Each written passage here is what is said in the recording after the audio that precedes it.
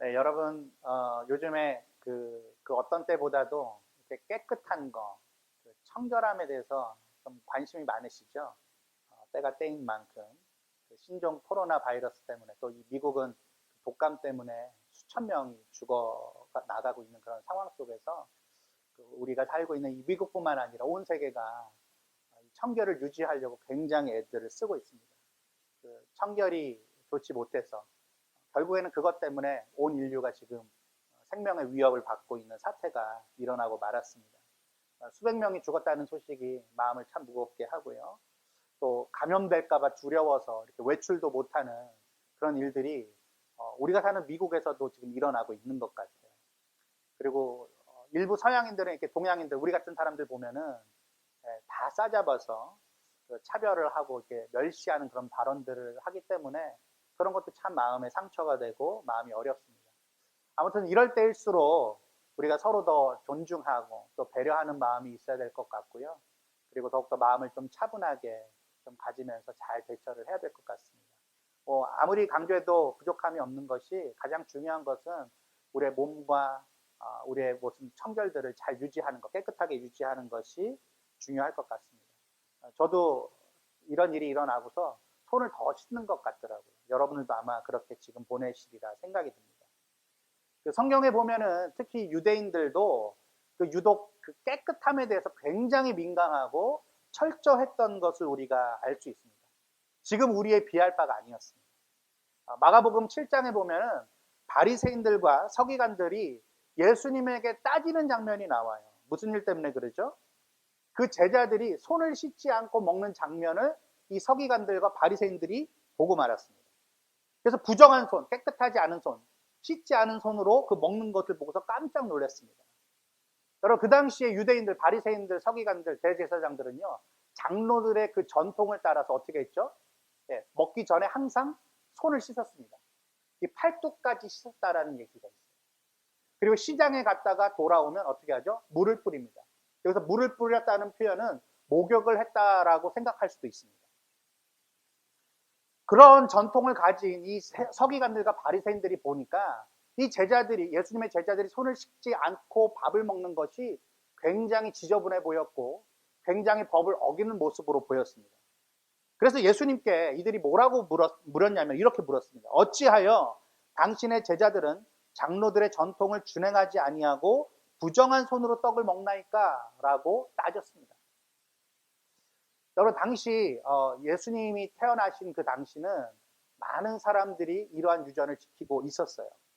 그리고 심지어는 예수님께서도 유대인의 장자로 태어나셨기 때문에 누가복음 2장에 보면은 모세의 율법대로 정결 예식을 치르는 장면이 나옵니다. 어쨌건 유대인들은 이 정결함에 있어서, 깨끗함에 있어서 그 어떤 민족들보다도 철저하고 민감했었습니다. 그럼 왜 그렇게 유대인들은 그런 것에 민감했을까요? 왜 깨끗한 것에 목숨을 걸었을까요?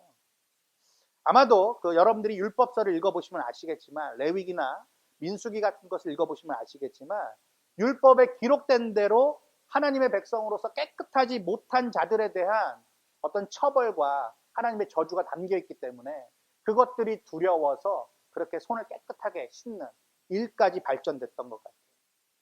그리고 스스로 깨끗하지 못하다라는 인식이 계속 있었기 때문에 항상 손을 씻고 목욕을 하는 그런 관습들이 있었던 것이죠. 그리고 또 한 가지 이유가 있습니다. 깨끗한 부류들 가운데 드는 것이 자신에게도 안전하고 그리고 무시당하지 않을 수 있기 때문에, 그래서 어떠한 우월감을 갖기 위해서 더 그렇게 법을 지키려고, 전통을 지키려고 애를 썼다는 거예요. 여러분, 우리가 자꾸 손을 씻는 이유가 뭡니까? 왜 청결을 유지하려고 합니까? 우리의 손이 더럽다라고 느끼기 때문에 그래요. 우리가 청결하지 못하다는 생각이 있기 때문에 계속해서 청결을 유지하려고 손도 씻고 목욕을 하고 하는 것이죠. 이것은 비단 우리의 외모뿐만이 아닙니다. 우리의 마음도 똑같습니다. 우리가 왜 자꾸 왜 잘해야지, 올바르게 살아야지라고 생각을 하죠? 왜 그렇게 노력을 하죠? 무언가 아직도 만족스럽지 못하고 무언가 다 되지 않았다고, 잘못되었다고 느끼기 때문에 그러는 건 아닐까라는 생각이 듭니다.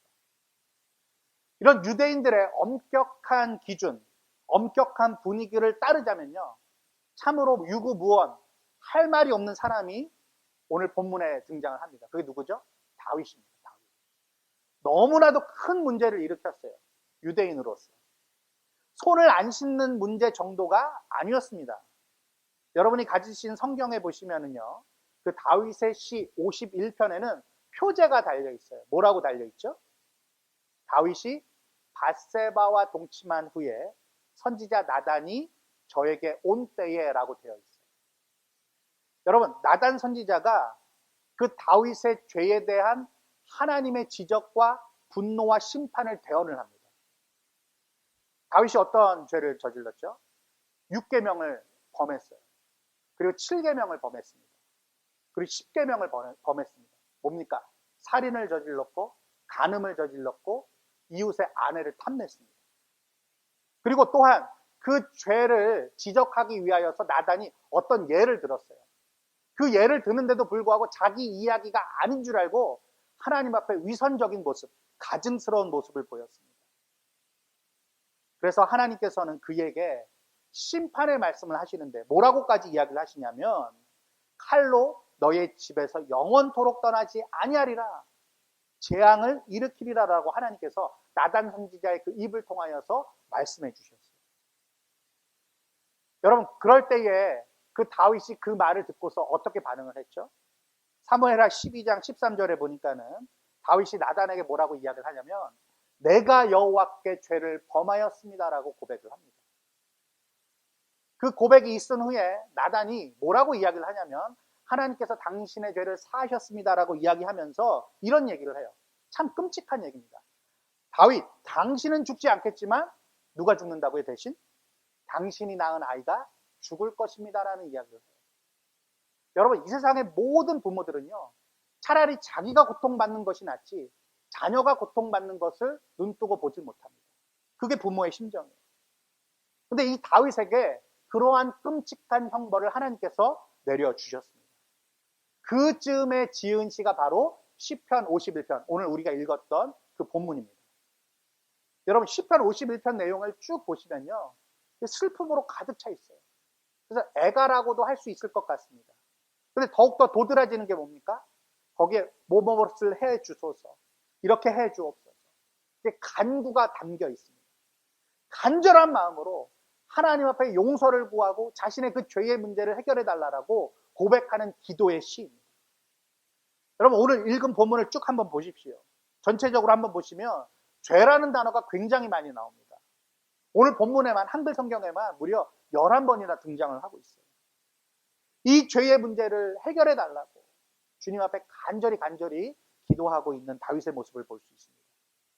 1절에 보니까 내 죄악을 지워주소서, 2절에 죄악을 말갛게 씻으시며, 7절에 보니까는 또 나의 죄를 씻어주소서, 9절에 내 모든 죄악을 지워주소서.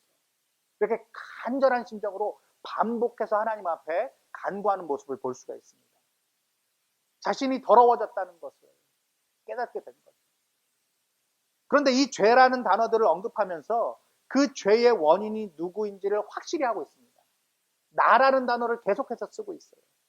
내 죄악, 나의 죄악, 나의 죄, 내 모든 죄악. 여러분, 다윗이 죄를 저지르지 않았다면 참 좋았을 것 같아요. 얼마나 좋았겠습니까? 다윗이 죄를 저지르지 않고 하나님의 그 언약을 받아서 하나님의 위대한 왕으로서 삶을 끝마칠 수 있었다면 얼마나 좋았겠습니까? 저도 그런 생각을 합니다. 아, 나에게 죄가 없었다면 얼마나 좋았을까? 우리가 죄를 짓지 않고 인간들이 살아갈 수 있는 세상이 된다면 얼마나 좋을까, 그런 생각을 하곤 합니다. 그러나 여러분, 그 범죄 사건은 벌어지고 말았습니다. 우리는 이 사건을 통해서 얻어야 할 교훈이 있다는 거예요. 첫 번째는 의로우신 하나님 앞에서 죄인된 우리의 실상이 뚜렷하게 드러날 수밖에 없다는 사실을 우리는 교훈받을 수 있습니다. 여러분들, 사람들끼리 있을 때는 잘 모릅니다. 그러나 하나님께로부터 그 죄를 지적받고 그 죄가 하나님 앞에서 드러났을 때는 하나님은 흠도 없으시고 아무런 죄가 없으시기 때문에 우리의 죄는 조금만이라도 크게 드러날 수밖에 없다는 것이에요. 여러분, 하나님을 무시하는 자들, 하나님이 없다라고 생각하는 자들은요, 이런 교훈을 절대로 얻을 수가 없습니다. 하나님을 믿는 자들, 물론 하나님을 믿는 자들 역시 결코 죄 짓는 것을 정당화할 수는 없어요. 하지만 하나님에 의해서 선택받고 그래서 하나님을 믿게 된 자들이 반드시 거치는 중요한 과정이 있다는 거예요. 그게 뭡니까? 죄에 대한 무서움을 깨닫게 된다는 거예요. 죄를 짓는 나라는 존재가 얼마나 형편없는 존재인지 절망감에 빠질 수밖에 없다는 거예요. 다윗은요, 여러분들이 잘 아시는 것처럼 모든 것을 가졌던 사람이었습니다. 모든 것을 누렸던 왕이었어요. 하지만 그도 죄 앞에서는 그 자신의 추악한 죄가 드러났을 때에는 전혀 꼼짝할 수도 없는 아주 지극히 먼지와도 같은 존재일 수밖에 없었다는 거예요. 그래서 그 다윗이 유일하게 취했던 태도가 무엇이었습니까? 오늘 본문에서 우리가 보듯이 죄를 지워달라고 합니다. 죄를 씻어달라고 간곡하게 하나님 앞에 기도하는 모습을 우리가 발견하게 됩니다. 애처롭게 하나님 앞에 부탁을 하고 있는 거예요. 나의 죄를 지워주소서. 그렇게 크신 하나님 앞에 한없이 작아진 다윗을 우리가 발견할 수 있습니다. 그는 위대한 왕이었지만 그의 죄가 드러났을 때에 그 크신 하나님 앞에서 너무나도 작은 존재임을 알게 되었다는 거예요. 의롭고 거룩하신 하나님 앞에서 더럽고 추악한 죄악이 드러난 그 다윗. 그런 그가 취할 수 있는 행동은 단 한 가지뿐이었습니다. 그것은 바로 내 죄를 지워달라는 그런 요청이었어요. 그런데 이러한 여러 가지 죄를 지워달라고 나의 죄를 깨끗하게 해달라고 하는 그런 간구 중에 눈에 띄는 것이 있습니다. 7절을 우리 다시 한번 읽어보실까요? 7절 다 같이 읽어보겠습니다. 시작. 우슬초로 나를 정결하게 하소서. 내가 정하리이다. 나의 죄를 씻어주소서. 내가 눈보다 희리이다. 여기서 다윗이 우슬초라는 것을 언급을 하고 있습니다. 여러분 이 다윗이 말한 우슬초가 뭘까요? 저도 이제 성경을 찾아보고 사전들을 찾아보고 했더니 이 우슬초가 한국에는 있는 풀인데 사실은 그 유대인들이 살았던 그 동네에는 없었던 것 같아요. 그래서 가장 비슷한 걸로 대체해서 번역을 해놓은 건데 저는 이 우슬초가 뭐 이슬 같은 건가? 이슬이 매달린 그런 총풀인가 그렇게 생각을 했는데 그런 게 아니더라고요. 소우자에 무릎 슬자를 써가지고 소무릎초라는 뜻이에요. 소무릎을. 그 마디가 소의 그 앞다리와 닮았다고 그래서 그 마디가 굉장히 굵거든요. 그래서 우슬초라는 이름이 있습니다. 근데 사실 이것은 성경에 나오는 그 우슬초가 아닙니다. 그 히브리어로 찾아봤더니 에조브라는 말을 썼어요. 에조브. 그리고 헬라어로는 히소포스라는 말을 썼고요. 영어에 그래서 히섭 이렇게 되어 있습니다. 히섭. 그것이 바로 성경이 이야기하는 우슬초입니다. 그 꽃과 잎이 그리고 줄기가 있긴 있지만 그렇게 아름답지 않더라고요. 제가 그 사진을 찾아봤는데 그렇게 아름답지 않습니다. 그냥 흔히 볼 수 있는 볼품없는 풀에 불과했습니다. 바위나 그 담장 밑에서 그늘진 곳에서 자라나는 그런 풀이었습니다. 근데 편의상 오늘은 그냥 우슬초로 말씀을 드리도록 하겠습니다. 근데 이 우슬초에 대해서 성경이 몇 군데 이야기하고 있는 부분이 있는데요. 구약에서 특별히 모세오경에서 이 우슬초가 등장을 하고 있습니다. 레위기 14장에 보니까요. 나병 환자, 문둥병자 아시죠? 그 나병 환자가 그 제사장으로부터 다 나았다라고 그 정결함을 확인받게 될 때에 제사장에게 가져가야 할 것들 중에 여러 가지가 있었는데 그 중에 하나가 우슬초였습니다. 그리고 여기에 새의 피와 흐르는 물을 찍어가지고 7번이나 뿌려서 정결하게 되는 것으로 간주를 했습니다. 그때 쓰였던 것이 바로 우슬초였어요. 그리고 민수기 19장에 보니까는 부정한 자들, 더러움에 있는 자들을 정결하게 하기 위하여서 제사장들이 가져가야 할 것이 있었는데 그 중에 하나가 바로 우슬초였습니다. 예를 들어서 장막 안에서 사람이 죽었어요. 그러면 사람이 죽으면 그 시체를 만지거나 그 장막 안은 부정하게 됩니다. 그래서 이 우슬초에 흐르는 물을 찍어가지고 모든 기구에 뿌립니다. 그리고 그 장막에 거했던 사람들에게 뿌립니다. 그러면 정결하게 된다라고 인정을 해주었어요. 그때 사용되었던 것이 우슬초였습니다. 그리고 우리가 잘 아는 그 출애굽 사건 12장, 출애굽기 12장에 보면은 하나님께서 모세와 아론을 부르셔서 애굽에 있었던 이스라엘 백성들을 다 탈출시킬 계획을 전달을 하시죠. 출애굽시키겠다. 어떤 정해진 날에 그래서 어린 양을 잡아야 된다. 그 고기를 불에 구워 먹고 무교병과 쓴 나물을 먹어야 했습니다. 하나님께서 정하신 날이었는데요. 이것을 바로 여호와의 유월절이라고 불렀습니다. 패스오버, 넘어갔다라는 뜻이죠. 뭐가 넘어갔습니까?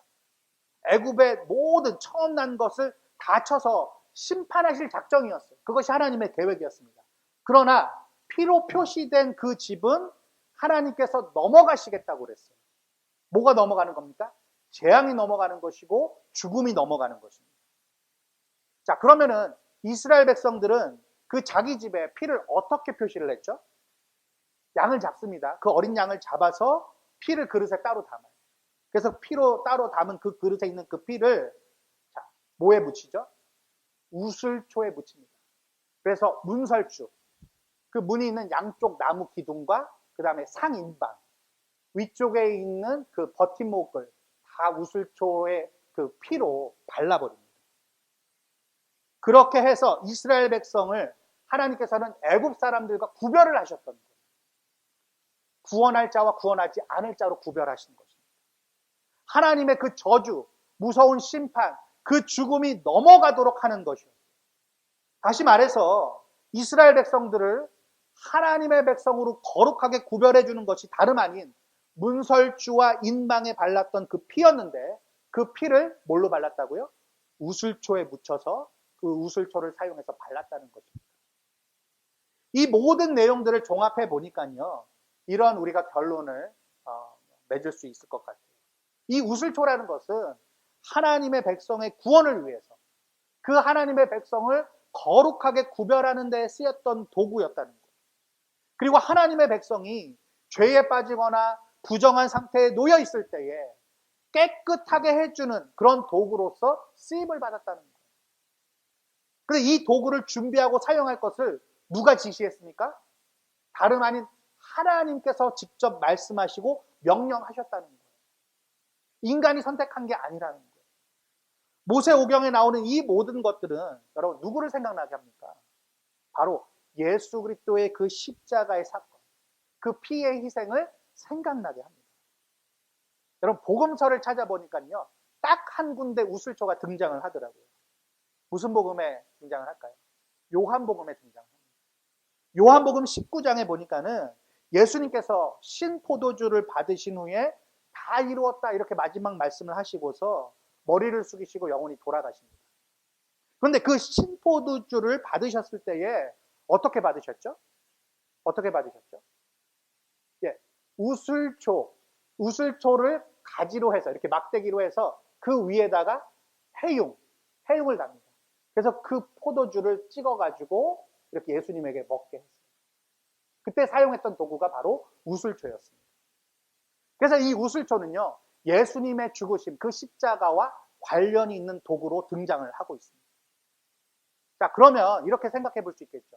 다윗이 범죄한 이후에 모세오경에 기록된 그 정결을 위한 도구, 그 바로 우슬초로 자신을 깨끗하게 해달라고 간구를 했잖아요, 다윗이. 그렇게 간구를 한 것은 그 우슬초 자체가 어떠한 특별한 효능이 있어서가 아니라 부정한 자기 자신의 문제를 해결하기 위해서 하나님께서 직접 말씀하시고 명령하셨던 대로 하나님께서 알려주시고 가르쳐 주셨던 그 방법 외에는 다른 것이 없음을 고백했던 거예요. 그것이 바로 우슬초로 나를 정결하게 하옵소서, 그럼 내가 정하리이다 했을 때의 의미였다는 거예요. 우슬초의 어떤 효능이 아니라 그것이 하나님께서 나를 정결케 해주시고 나를 구원해 주시는 하나님의 그 능력이 있기 때문에 그 하나님의 능력을 믿고서 나를 그렇게 해달라고서 간구했다라는 것입니다. 쉽게 말하면 이런 것이에요. 다윗이 하나님께 이렇게 간구를 했던 것이죠. 하나님께서 정하신 그 방법대로 나에게 은혜를 베풀어 주옵소서. 그 베푸시는 은혜가 아니면 나는 저주받아 죽어야 할 몸입니다. 나를 살려 주옵소서. 내가 살 수 있는 길은 하나님께서 마련하신 그 방법, 그 방법밖에는 내가 살 길이 없습니다라고 고백했다라는 것이죠. 사랑하는 성도 여러분, 여러분 모두가 분명 깨끗하고 정결한 삶을 원하고 추구하시리라고 생각을 하고 있습니다.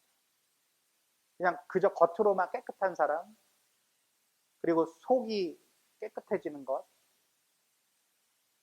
예, 우리의 성품과 마음과 영혼 모든 것이 깨끗하고 정결하게 또 거룩하게 유지되는 것을 여러분이 다 바라실 거예요. 그렇지 않다면 잘못된 자들이나 부정한 자들, 깨끗하지 못한 자들, 그리고 뉴스를 보면서 죄악을 저지르는 그런 사람들을 보면서 우리가 그토록 비판하거나 경계할 일이 없겠죠. 우리는 항상 깨끗함을 원합니다. 구별되는 것을 원합니다. 그래야 하나님의 백성이에요. 그런데 성경이 항상 우리에게 가르치고 지적하는 바가 무엇이냐면요. 제발 너부터라는 거예요. 제발 너부터. 우리 모두가 그토록 존경하고 우러러보는 다윗조차 나단 선지자로부터 당신이 그 사람이라 라는 말을 듣기 전까지는요. 다윗도 깨닫지를 못했어요. 전혀 알지 못했습니다. 자기한테 하는 소리라고는 상상도 못했습니다. 근데 결과적으로 봤을 때 다윗이 얼마나 뻔뻔한 사람이었는지 우리가 너무나도 쉽게 알 수 있습니다. 복음서의 내용들을 잘 살펴보면요. 예수님께서 유대 종교 지도자들과 굉장히 힘겨운 싸움들과 논쟁들을 하시는 장면들을 우리가 쉽게 찾아볼 수 있습니다. 참 피곤한 장면들이었던 것 같아요. 그래서 예수님께서는 그들을 향하여서 뭐라고 이야기를 하시죠? 너무나도 안타까운 마음으로 자기 눈에 들보는 못 보고 남의 눈에 티만 보는 자들이라고 이야기를 하십니다. 뿐만 아니라 자기가 소경인데도 불구하고 그걸 모르고서 다른 소경을 인도하는 자들이라고 한탄을 하십니다. 이게 바로 자칭 타칭 하나님을 잘 믿고 섬긴다는 그러한 자들의 실상이었다는 거예요. 여러분, 하지만 우리 주님은요, 이러한 자들에게조차도 눈을 떠서 돌이키기를 너무나도 바라고 또 바라셨습니다. 만약에 예수님에게 그런 마음이 없으셨다면 어떻게 그러한 자들과 그렇게 오랫동안 너무나도 자주 그런 대화와 논쟁에 소중한 시간을 쓰셨겠습니까? 우리 주님은요, 우리가 먼저, 내 자신이 먼저 내 자신을 제대로 들여다보기를 바라신다는 거예요. 제발 너부터, 제발 나부터. 그래서 내 속에 여전히 남아있는 죄악들은 무엇인지 우리는 날마다 순간마다 확인해 봐야 합니다. 내 속에 혹시라도 교만함이 남아있지 않은지, 탐심이 남아있지 않은지를 면밀히 살펴봐야 된다는 거예요. 나는 잘했다고 옳다고 확신했던 행동들과 그러한 마음들이 실제로는 그렇지 못했던 것은 아니었는지 시간이 지나서도 또 생각하고 생각하는 자들이 되어야 된다는 거예요. 그게 진정한 하나님의 백성으로서의 올바른 모습이라는 것이죠. 여러분, 그런 다음에 우리에게 필요한 것이 무엇입니까? 지금 그러한 우리에게 필요한 것이 뭐예요? 오늘 본문 51편 다윗의 첫 기도처럼 하나님의 은혜를 구하는 거예요. 1절 뭐라고 이야기를 하죠? 우리 1절만 다시 한번 읽어볼까요? 시작. 하나님이여 주의 인자를 따라 내게 은혜를 베푸시며 주의 많은 긍휼을 따라 내 죄악을 지워주소서. 여러분 1절에 하나님의 인자, 하나님의 그 풍성한 긍휼에 대하여서 주님 앞에 호소하고 있습니다. 그걸 근거로 하여 나에게 은혜를 베풀어 달라. 그걸 근거로 하여 내 죄를 씻어달라고 이야기를 하고 있어요. 자기가 잘한 거 있었겠죠. 그러나 그것이 다 소용없음을 이미 인정하고 있었던 다윗이었습니다. 그래서 나는 하나님의 은혜가 아니면 안 되는 자구나라는 것을 깨닫고 주여 그 인자를 따라 내게 은혜를 베풀어 달라고 간절히 기도했던 것이죠. 비록 큰 범죄를 행했던 다윗이었지만 하나님 앞에서 이러한 믿음과 확신을 가졌던 것입니다. 그 은혜가 내게 임할 것이라는 것을 믿었어요. 그렇기 때문에 7절에 있는 것처럼 우출초로 나를 정결케 하여 주옵소서. 그럼 내가 정하리이다. 깨끗하게 될 것입니다. 믿었던 것입니다. 여러분, 우리가 믿고 의지하는 그 예수 그리스도, 그 예수님의 십자가의 피와 그 예수님의 희생만이 제발 너부터 라고 지적받고 있는 내 자신이 온전히 깨끗해질 수 있는 유일한 방법인 줄 믿으시길 바랍니다. 우린 이미 그러한 엄청난 하나님의 은혜를 받은 자들이에요. 그래서 우리가 예수를 노래하고 예수 그리스도의 보혈의 공로를 의지하고 찬양하는 것 아니겠습니까? 이 믿음이, 이 진실한 고백이 저와 여러분들 모두에게 있으시다면 우리의 마음도 우리의 행동도 우리의 삶도 분명히 달라지리라 믿습니다. 여러분, 인간적인 노력으로는 절대 안 됩니다. 법으로도 안 됩니다. 전통으로도 안 됩니다. 오직 하나님의 은혜뿐입니다. 그 하나님의 은혜를 따라서 순종할 때에 내 삶이 바뀔 것이고 그러한 나를 통하여서 많은 사람들에게 그 은혜의 주님, 긍휼이 풍성하신 주님이 증거될 줄 믿습니다.